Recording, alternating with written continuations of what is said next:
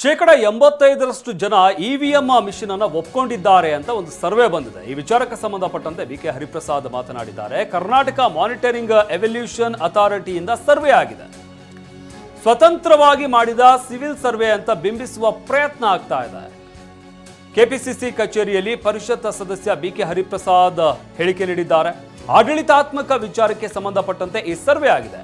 90% ಜನ ಸಕಾರಾತ್ಮಕವಾಗಿ ಪ್ರತಿಕ್ರಿಯಿಸಿದ್ದಾರಂತೆ. ಸಮೀಕ್ಷೆಯಲ್ಲಿರುವಂತಹ ಪ್ರಶ್ನೆಗಳ ಬಗ್ಗೆ ನೋಡಬೇಕಾಗಿದೆ ಅಂತ ಹೇಳಿದ್ದಾರೆ. ಗ್ರಾಮ್ ಸರ್ವೆ ಅಂತ ಹೇಳಿ ಅದರಲ್ಲಿ ಎಲೆಕ್ಷನ್ ಕಮಿಷನ್ ಒಂದು ಸರ್ವೆ ಮಾಡಿ ಇವಿಎಂ ಮತ್ತು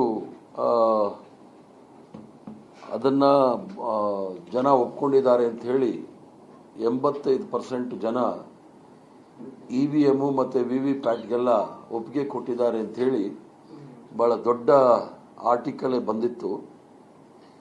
ಇದರ ವಿಚಾರದಲ್ಲಿ ಈ ಒಂದು NGO ಏನು ಮಾಡಿದ್ದಾರೆ, ಇದು Mysuru based NGO grass root research advocacy movement ಅಂತೇಳಿ ರಿಲೀಸ್ ಸರ್ವೆ.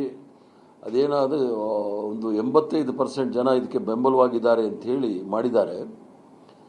ಈ ಸರ್ವೆಯನ್ನು ಮಾಡಿರ್ತಕ್ಕಂಥವರು Karnataka monitoring and evaluation authority ಅಂತ ಹೇಳಿ, ಅದು ಕೂಡ ಚೀಫ್ ಎಲೆಕ್ಟ್ರಲ್ ಆಫೀಸರ್ ಅವ್ರಿಗೆ ಲಿಂಕ್ ಆಗಿರ್ತಕ್ಕಂಥದ್ದು.